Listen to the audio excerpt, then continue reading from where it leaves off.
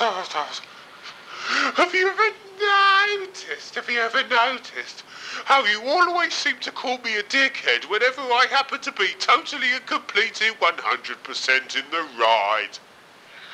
In other words, when my fellow colleagues of a far left persuasion agree with me wholeheartedly. No coincidence, I contend, mate. You got no arguments left, so you have to swear. I call you a dickhead all the time. Which only goes to undermine my point, mate. Now we know who's the master. We in the left wing, there's methods to our madness.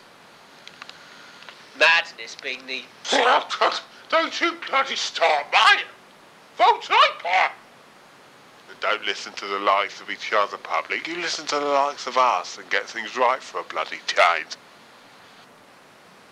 Well, it's interesting that the conversation seems to have mysteriously come round on this angle, as usual, thanks to you. Well, we're on the intellectual and spiritual high ground. We're lecturing the public self-righteously, which is why we do it all the time, we've got to admit, mate. Because I had my headphones nicked before I actually managed to get round to recording anything. It's come to the point where you can't even turn your back without some yobby arsehole sticking his arm in through your living room window and pinching whatever he can grab.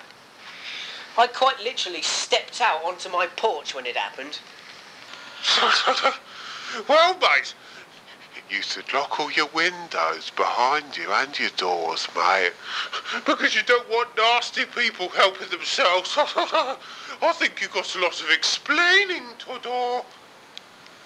It's a sad indictment, isn't it?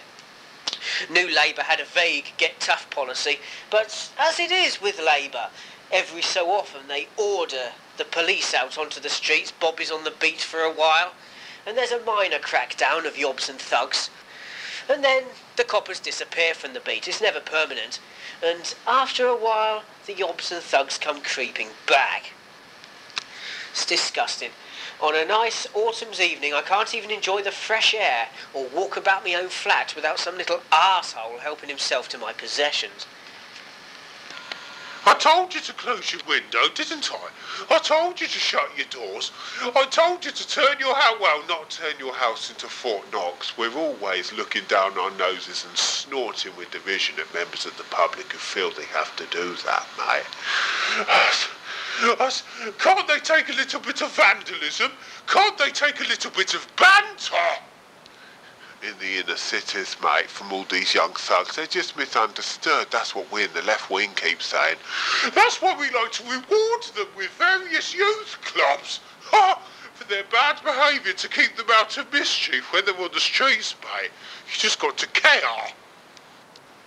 Banter.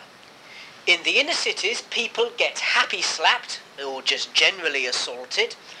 They can be raped, beaten up, half killed, slashed with knives, mugged, anything. Well, all you got to do is cave into their demands and demolish yourself psychologically and emotionally in front of them. That's why that gives the police a little bit of an opening to try and sort out the problem. Well, try and sort it out as much as they're allowed to these days without being too heavy-handed. Because the police have got to learn to reason with people rather than just go out and arrest them and sling them in cages. They're not going to learn any lessons there, are they? And if people on the left say so, then it must be true. Vote Labour! Dickhead. Dickhead again, dickhead. You hear that? Every time you call me a dickhead, I'm in the right. And I'm in the right. You can't come back at me with anything other than swearing. Well, I can, but calling you a dickhead is my initial reaction. I'm so frustrated and got these feelings of... Got these feelings of being kept down where you belong, eh? You can't intellectually debate us without talking about punishing criminals and lowering tax. If you can't come up with anything sensible, public, you might as well keep your mouths closed. and leave things to the experts, like Labour. Even this area where I live in is decent, or decent enough, still clinging to decency. Since I've been living here, I have, for example, been sworn at, had my rubbish strewn everywhere, been assaulted and just generally disrespected.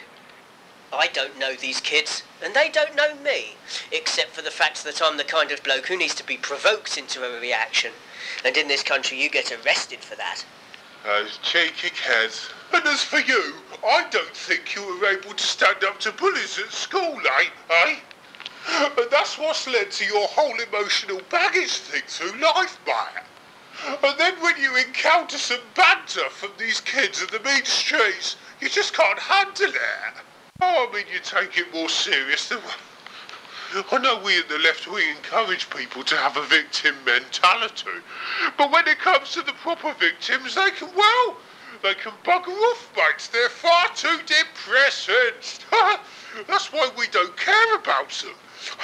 That's why sundry victim groups have to rely on charitable donations to keep themselves going, whilst rehabilitation schemes for criminals in prison get oodles and doodles of taxpayers' money without having to worry about it. Now there's a justice. Criminals are more likely to vote Labour. So vote Labour! And you might get a little bit of money and sympathy from the state as well. Well, that just sums it all up, doesn't it, Jonathan? Yes, yes. I'm so glad you're not challenging me. Such is my red righteousness. Or should that be leftiousness? Oh, I'm so with him. Sadly, this isn't the first thing I've had stolen recently. Because that's how things are nowadays. They either get bad and then worse, or bad, then okay, then bad again. You're so pessimistic. You should look at these things as opportunities, mate. Opportunities for what, we just don't know. But at least under Labour you've had those opportunities provided. So you should be grateful. You should go to the ballot box thinking, Labour's given me another opportunity for something. I've got to use my initiative, mate, and use my breath. Well, that's far too deep. People like you're far too lazy to take advantage of the opportunities, and then you blame the likes of us, you disgusting little dickheads. Vote Labour. Yes, they were only a pair of old boots, but that's not the point. Particularly with this headphones thing, it represents some kind of violation. Somebody has actually entered my sacred personal space, broken into my shell if you like, and raided it. This is on a small degree what it's like for people who have their houses burgled. They don't feel the same afterwards, and it can take them years to recover, if at all. You see, the public is self, isn't it? When the public themselves, they steal Labour's rightful position of power at subsequent elections after they've dished it out to us. We feel hurt, we feel destroyed, we feel betrayed, but the public don't give a toss about Labour. They just turn round to us and say, serves you right for the destruction that you visited on the nation once again. Do we just say destruction? We've actually been helping you. But they never understand. So it's about time they had some hurt instead, mate. Which is why we like to focus on the criminals a lot more. Because they're just as misunderstood as we in Labour. They inflict damage on other people, and still they get public opprobrium, which is not deserved, mate. Just because the public can't see eye to eye with those who are going against them all the time. Because, I mean, well, why should it always be the public in the right? Why can't it be wankers, dickheads and criminal arseholes? Why can't we have a share of the... All right, let's end it here.